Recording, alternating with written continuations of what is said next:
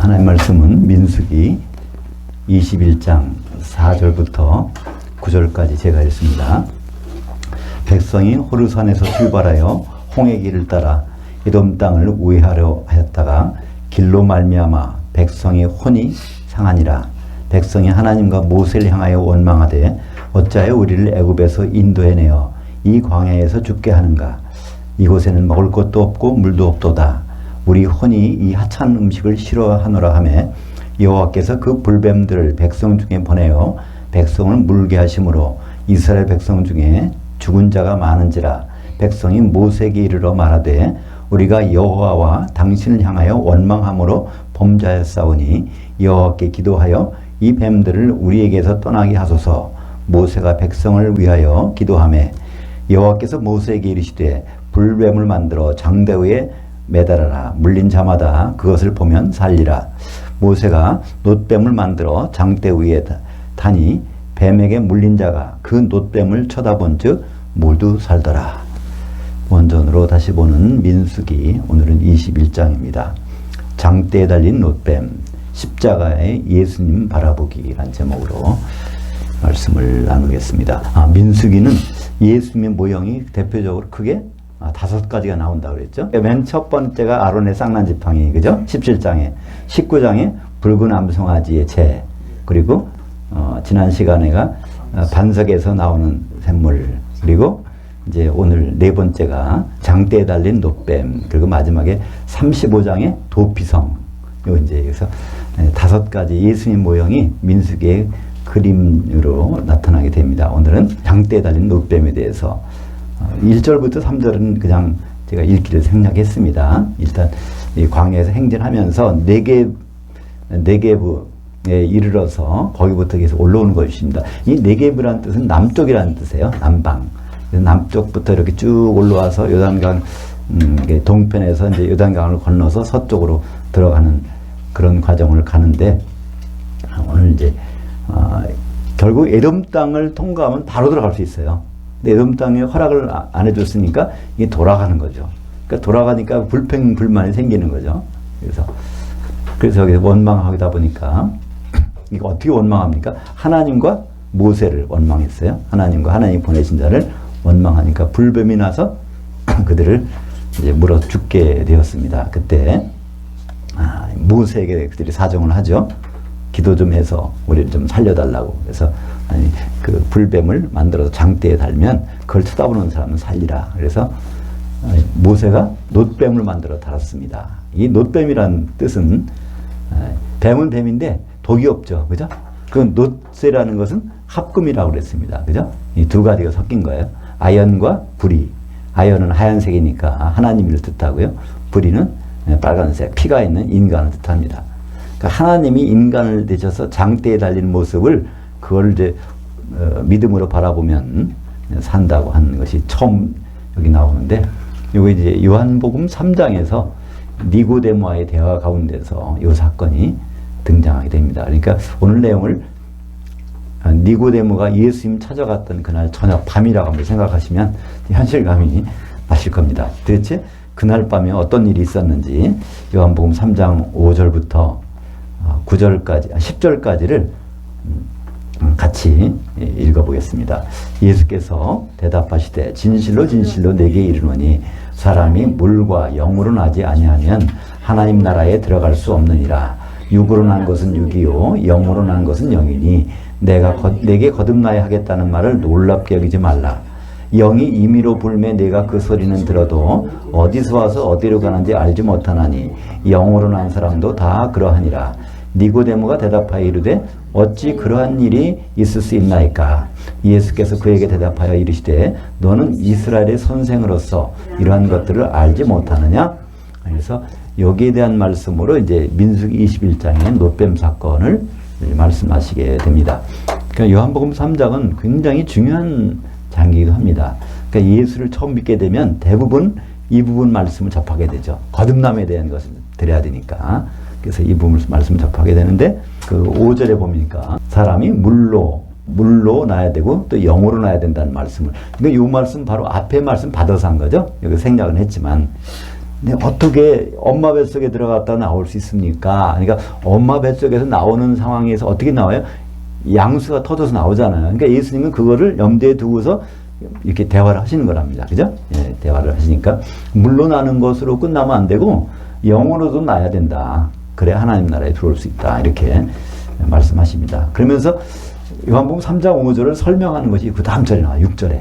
육으로 나온 것, 어머니 뱃속에서 나오는 거, 그것은 어디까지나 우리 육신이 나오는 거지만 그러나 영으로 나오는 것이 있어야 된다는 것을 말씀하고 있죠. 왜 그럴까요? 모든 사람 영은 죽은 상태로 태어나니까. 그죠? 아담 이후로 모든 사람 영은 죽어서 태어납니다. 그래서 그것이 살아나는 것을 말씀하고 있죠. 그래서 이걸 한 번 더 설명해 주는 거예요. 그것이 8절에 보니까 우리말은 어떻게 돼 있어요? 바람이 임의로 불매. 네가 어디서 와서 어디로 가냐 알지 못하는 성령으로 나온 사람은 그러 아니라. 그러니까 바람이란 말도 없고 성령이란 말도 없어요. 다 영이에요. 바람이란 단어는 따로 있습니다. 아네모스라는 단어가 있어요. 바람을 아네모스라고 그래요. 아네모스. 근데 여기서는 아네모스가 아니라 푸뉴마예요. 푸뉴마라는 것은 이게 내 영이 살아나면 꿈틀거린다는 거예요. 이게 영이 죽어서 지금 가만히 있지 영이 살아난 순간부터는 이게 막 임의로 움직인다는 거예요. 영은. 그것처럼 영으로 난 사람은 이게 자기가 안다는 거죠. 남이 내가 거듭났습니까 안 났습니까 물어볼 필요가 없다는 거예요. 거듭난 사람은 자기가 느낄 수 있다는 겁니다. 그걸 마태복음 5장 3절에서 뭐라고 말씀하시? 예수님이 영으로 가난한 자는 복이 있나니 바로 천국이 저희 것이며 하나님 나라가 이미 들어와 있다는 거예요. 누가? 영으로 가난한 자, 이게 갈급한 자, 영이 뭘 먹고 싶다는 거예요. 육신도 그렇잖아요. 갓난 애가 태어나는 순간부터 먹고 싶어. 왜 그렇죠? 탯줄이 영양 공급이 끊어진 거예요. 그 순간에. 그 탯줄이 끊어졌으니까 배고프니까 울잖아요. 그때 이제 젖을 물리면 이제 울음이 끝입니다. 마찬가지로 영으로 나는 사람도 그렇다는 겁니다. 그러니까 우리는 내가 거듭났나 안 났나 이거를 구분하는 건 어렵지 않아요. 세상 것으로 그러니까 배고픔을 못 느낀다면 이거는 그죠? 근데 세상 것으로 채워줘도 뭔가는 배가 고파 영적으로. 그러면 이건 거듭난 사람이에요. 영이 살아났으니까 배고픔을 느끼지 영이 죽으면 배고픔을 느끼지 않잖아요. 그러니까 어린애가 태어날 때 그전에 어떻게 해요? 막 그냥 볼기짝을 딱 때린다잖아요. 그죠? 그 울면 이게 살아났다는 거예요. 그죠? 근데 죽어서 나오면 사산하게 되면요 배고픔을 못 느끼고 울질 않잖아요. 그죠? 마찬가지로 우리가 내가 정말 영으로 거듭났는지 안 났는지 이거는 참 중요한 일이잖아요. 근데 우리는 교회 다니면 다 영어로 거듭난 것 같지만 그렇지 않다는 것이 요한계시록에 보면요 크게 두 번 나와요. 요한계시 13장 8절에 보면 창세 이후로 어린 양의 생명책에 이름이 등록되지 않은 사람들이 교회에 있다는 거예요. 그 사람들은 짐승이 나타나면 거기 경배한다는 거예요. 그것이 또 요한계시록 17장 8절에도 똑같은 말씀이 있지만요.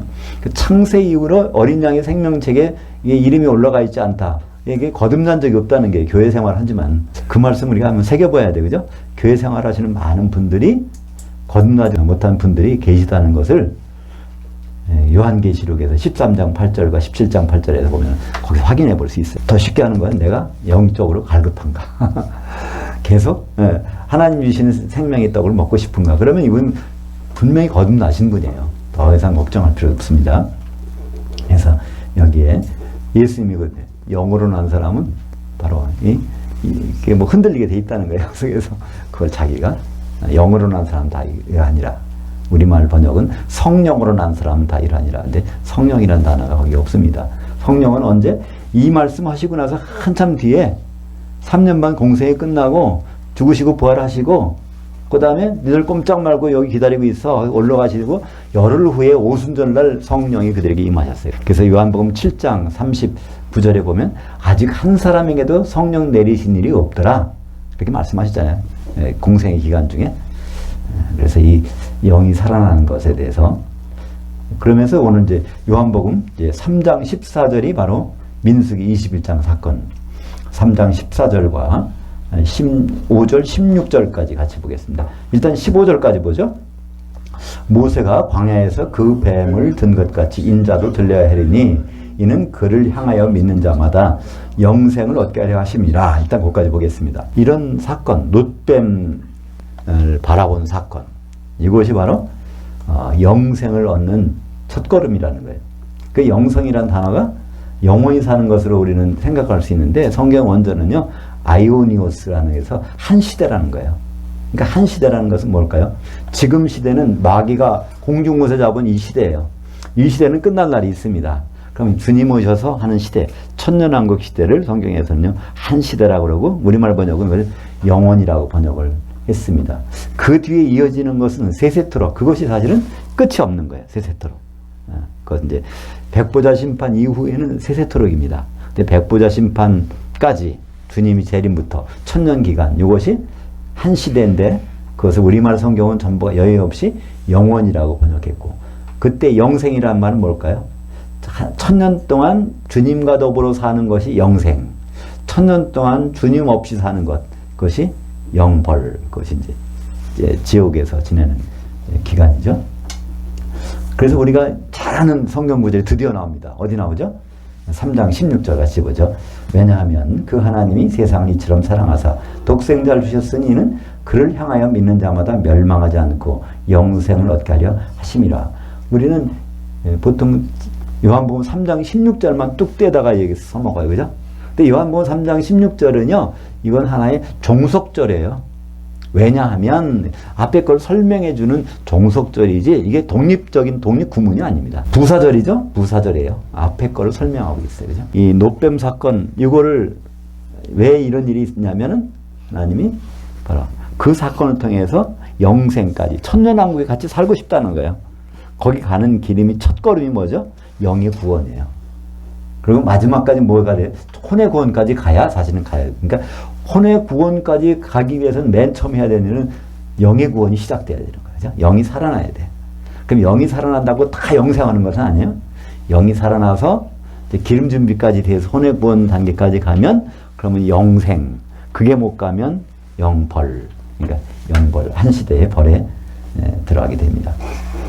그래서 우리는 그 예수, 그러니까 거듭나는 부분에 대해서는요, 베드로가 한 번 더 말한 부분이 있어요.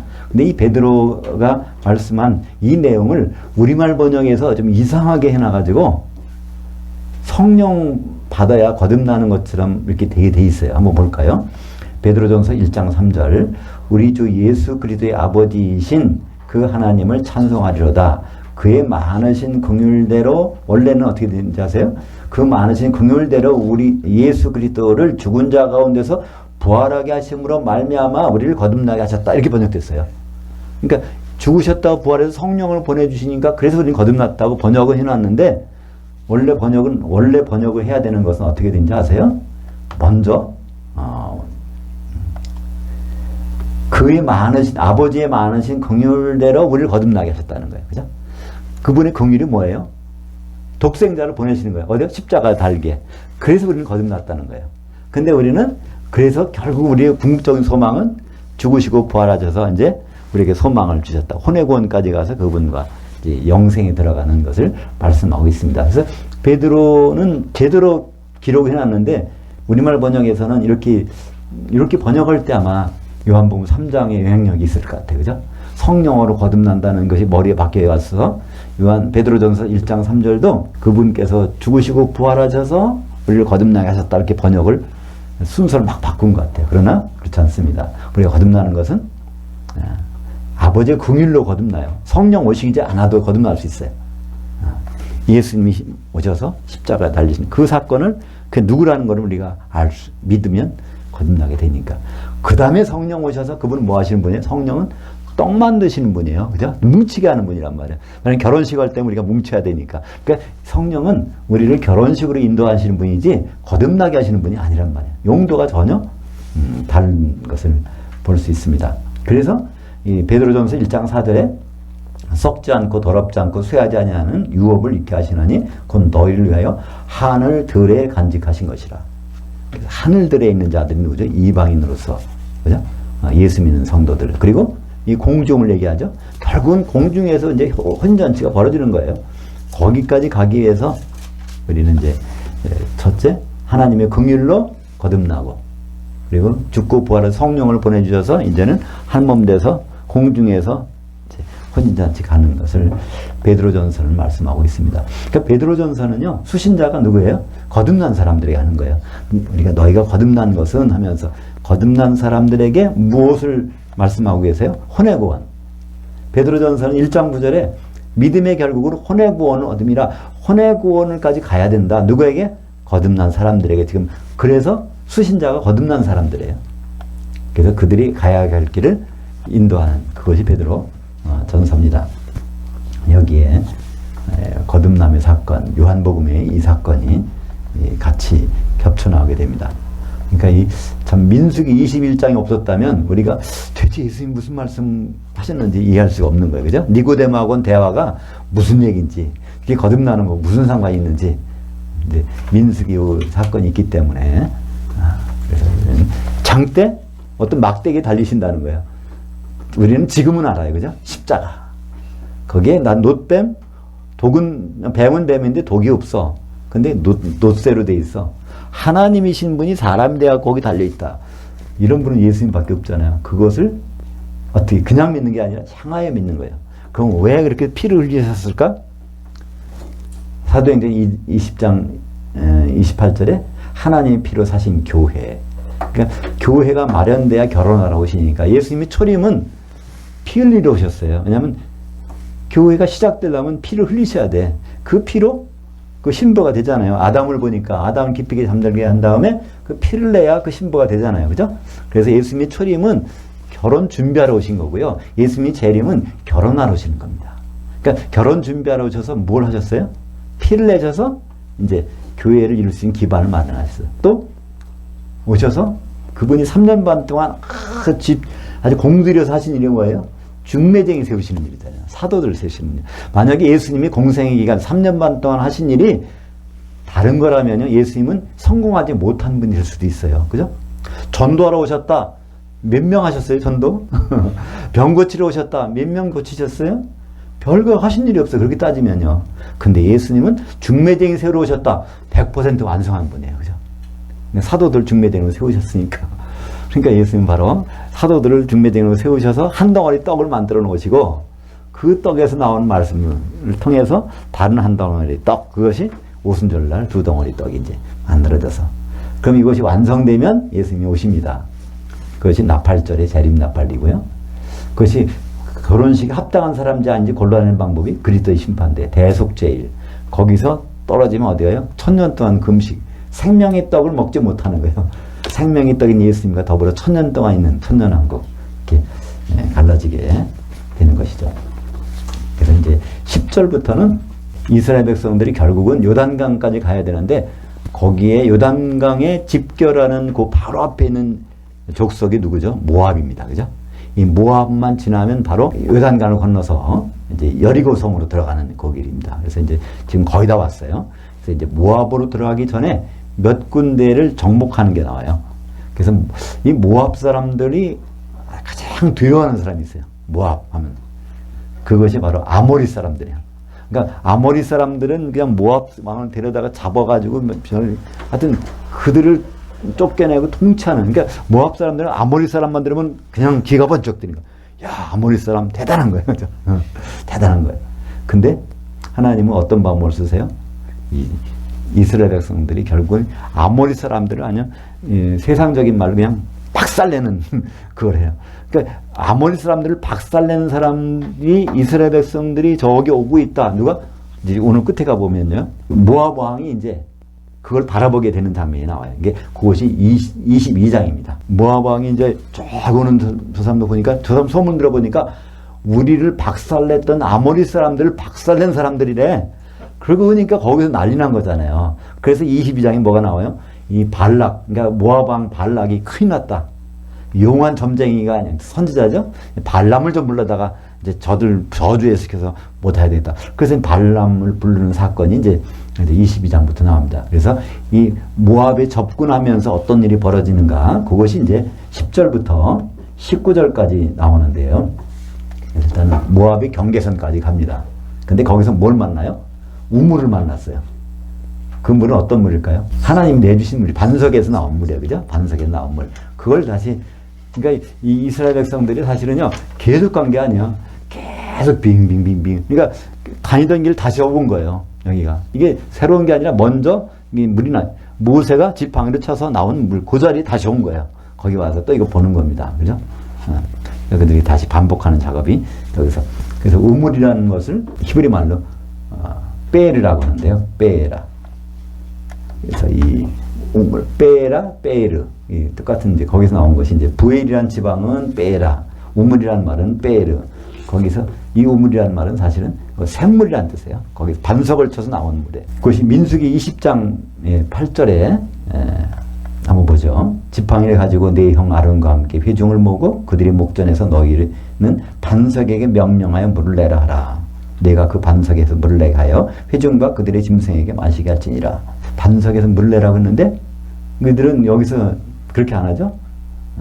그냥 반석에다 명령만 해서 물이 나오게 해놨는데 우리가 물을 내주랴 이렇게 해서 그 말 때문에 모세와 아론은 이제 하나님께 버림받은 사람이 되어버립니다.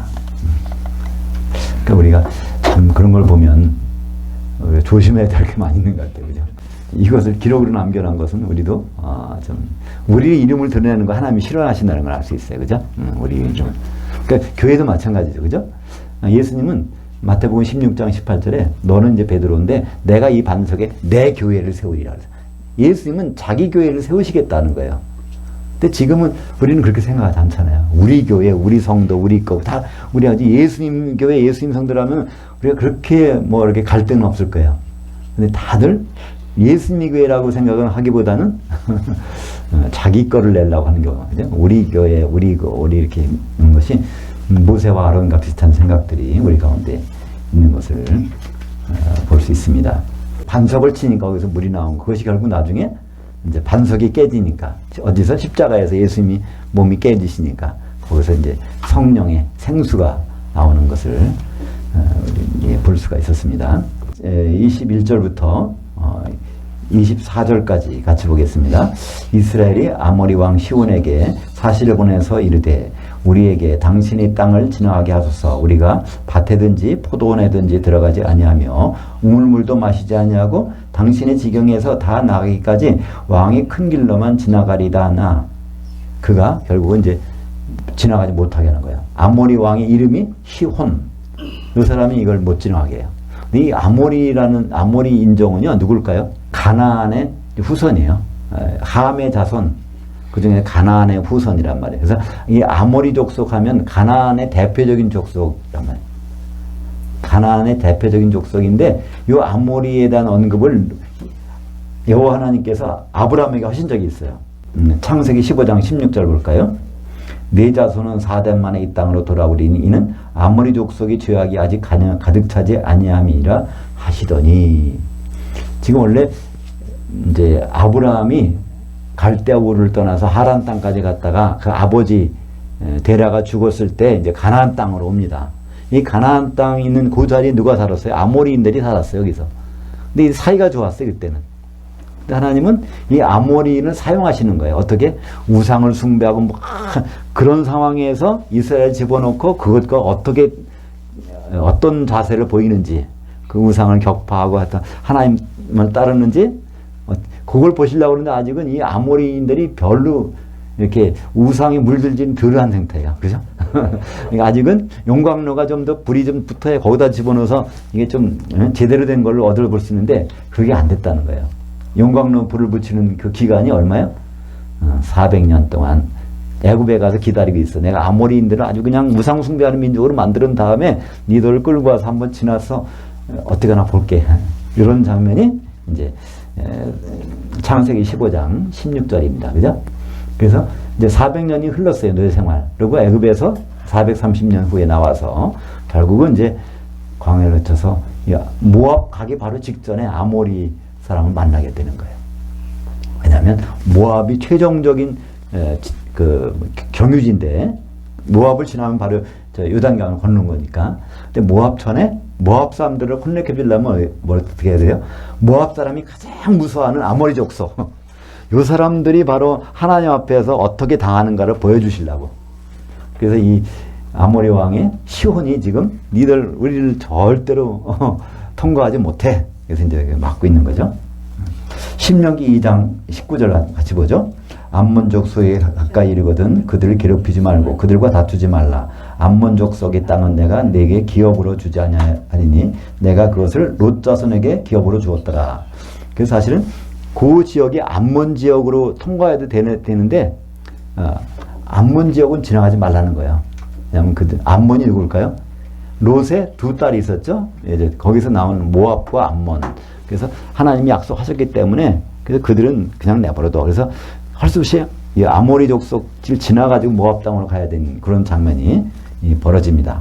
그것이 이제 25절부터 32절까지 보면 그걸 지나가다가 결국은 아모리 왕 시온이 완전히 거기서 박살나는 장면이 나옵니다. 그래서 아모리인들을 다 거기서 가는 곳마다 여러 군데 흩어져 살아있는 이들을 아모리인들이 가는 곳마다 다 몰아내지는 장면이 나옵니다. 그러고 나서 또 하나 있어요. 아모리 옆에 또 바산 왕 옥도 이제 완전히 똑같은 아모리 왕과 똑같은 방법으로 이제 하나님이 이렇게 쫓으신 장면이 나오죠. 33절부터 마지막 35절까지 같이 읽겠습니다. 그들이 돌이켜 바산 길로 올라가매 바산 왕 옥이 그의 백성을 다 거느리고 와서 그들을 맞아 에드레이에서 싸우려 하는지라. 여호와께서 모세에게 이르시되 그를 두려워하지 말라. 내가 그와 그의 백성과 그의 땅을 네 손에 넘겼나니 너는 헤스본에 거주하던 아모리 왕 시온에게 행한 것 같이 그에게도 행할지니라. 이에 그와 그의 아들들과 그의 백성을 다 쳐서 한 사람도 남기지 아니하고 그 땅을 점령하였더라. 그래서 모압에 가기 전에 아주 강내국 아모리 족속하고 바산 족속을 완전히 이렇게 그렇고 나온 다음에 이제 나오는 것이 22장인데요. 우리 이제 22장 컨닝을 한번 하고 끝나도록 하겠습니다. 다음 어떤 모습인지 22장 2절과 3절을 같이 보겠습니다. 십볼의 아들 발락이 이스라엘이 아모리인에게 행한 모든 일을 보았으므로 모압이 심히 두려워하였으니 이스라엘 백성이 많음으로 말미암아 모압이 이스라엘 자손 때문에 번민하더라. 그러니까 우리는 그냥 지나가는 길에 이런 걸 만나는 거로 하지만 하나님은 이미 그런 것들을 다 계획해 놓고 그 길로 가시면서 인도하시는 모습을 볼 수 있습니다. 그죠? 그러니까 처음부터 그냥 모압한테 가는 것이 아니에요. 모압이 발람을 부를 정도로 발람이라는 용한 선지자를 불러가지고 방비할 정도로. 그래서 22장에 보면 그러잖아요. 결국 불러서 발람이 처음에 안 간다고 하다가 갑니다. 근데 가서 오히려 이스라엘을 저주하라고 그랬는데 돈 받고서 저주를 안 하고 축복해 주잖아요. 그런 장면이라서 거기까지 좋은 것 같아요. 발람이 정말 가서 이스라엘을 축복해 주고 있는 장면이에요. 근데 그 다음에 가버렸는데 나중에는 거기에는 제대로 그런 기록이 없는데 요한계시록에 나오죠. 요한계시록에 보면 아주 니골라당이 그런 모습이라고 하면서 니골라당의 모습이 발람과 같다는 거예요. 네. 발람이 그래서 어떻게 했냐면 돈을 받고 음행을 저질러 주게 하는 거예요. 그러니까 이 모압이 도저히 감당을 못해. 제 이스라엘 백성 못할 것 같아. 그랬더니 발람 불러다가 해도 안 돼. 그러니까 결국은 이제 모압 왕으로서는 어떻게 될까요? 그래도 끝까지 발람을 꼬드겨서 발람 자기 편으로 만드는 수밖에 없어. 발람이 지혜를 얻는 수밖에 없어. 그죠? 하나님 함께 하신다 아니까. 결국 발람을 이제 데려다가 많은 돈을 줬겠죠. 방법을 알아냈어. 이스라엘 백성들 약점이 하나 있는데 저 사람들 음행하고 뭐 하면 거기에 빠트려 놓으면 이제 형편없이 된다는 거야. 하나님이 가장 싫어하는 걸 하는 민족이라는 거예요. 그래서 그냥 음행하게 하는 그런 것들을 일러줘서 그거를 발람이 모압 왕 누구죠? 발락에게 그 작전을 일러주는 거예요. 뭐 저들하고 싸울 필요 없이 이스라엘 백성들을 어떻게 누굴 보내가지고 음행하고 어떤 우상숭배하고 그것만 가르쳐주면은 지들이 알아서 그냥 물러날 거라고. 그래서 이제 그걸 가르쳐줬기 때문에 요한계시록에서는 그런 일이 교회에서 일어난다는 거예요. 그런 일이 바로 이제 교회에서 앞으로 그런 일이 일어난다는 거예요. 교회에서 문제는 뭐냐면 교회 내에서 그런 일들이 음행이 일어난다는 거예요. 가장 큰 음행이 뭘까요? 신랑 되실 그분과 결혼 준비를 하는 게 음행이라는 거예요. 그죠? 그래서 요한계시 18장에 보면 큰 성 바벨론이 뭐라고 그러죠? 나는 여왕이라 그런 거예요. 여왕. 왕을 오실 분이 필요 없다는 거예요. 천년왕국 필요 없다는 거예요. 그리고 나는 뭐라고 그래요? 과부가 아니다. 신랑이 필요 없다는 거예요. 그것을 다른 말로 음행이라고 합니다. 그러니까 우리가 교회에서 앞으로 교회 음행이라는 거는요, 다른 어떤 우리 사회적인 범죄, 도덕적인 범죄 이걸 얘기하는 것이 아닙니다.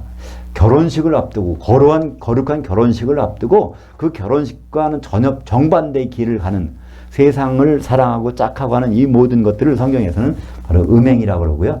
그것을 일러준 사람을 성경에서는요, 발람이라고 합니다. 발람. 그죠? 네. 그래서 이 발람의 등장이 이제 앞으로 이 모압 왕 이제 발락에게 나오게 되는데 그것은 그들의 얘기가 아니라 앞으로 교회 얘기라는 거예요. 그러니까 교회는 점점 예수님이 다시 오시는 것, 예수님이 신랑으로 오시는 것, 거기에 우리가 준비해야 되는 것을 그거와는 다른 길로 가게 되는 니골라당이 그 꾀임에 빠지게 된다는 것입니다. 그죠? 그래서 우리의 신분이 무엇인가? 우리의 본분이 무엇인가? 그걸 알려면 누구를 알아야 돼요? 예수님이 누구신가를 알아야 돼요. 그죠? 예수님은 하나님이시고 그분은 구세주시고 그분은 여러 가지 되시지만요. 예수님을 단적으로 표현하자면 신랑으로 오시는 분이에요. 그죠? 그러면 그분의 중매쟁이는 이미 결정됐고 결혼 당사자가 바로 다름 아닌 우리들이라는 거예요. 그러니까 우리가 한 신부가 되려면 어떻게 돼야 돼요? 가루가 돼야 돼요. 근데 가루가 몸이 되려면 기름이 필요해요. 그래서 우리는 그분과 만날 때까지 필요한 것은 우리 스스로가 자기 십자가를 지면서 내 자아를 처리하는 것이고요. 그걸 끝나면 안 되고 다른 자아들과 가루가 된 자아들과 합해서 우리는 성령의 기름 안에서 이제 한 신부로 되어가는 과정이 필요합니다. 장대에 달린 바로 놋뱀 그분이 예수님이라는 것을 우리 향하여 믿는 사람들입니다. 그죠? 그냥 장대에 달려 정지된 그분이 아니라 그분이 내려오셔서 성령을 보내셨고 그리고 우리가 완성되기를 기다리셨다가 나팔절과 또 대속제일 이렇게 완성될 때 결혼까지 하라 하시는 그분을 믿는 것을 우리는 예수님을 향하여 믿는다고 말하고 있습니다. 기도하겠습니다.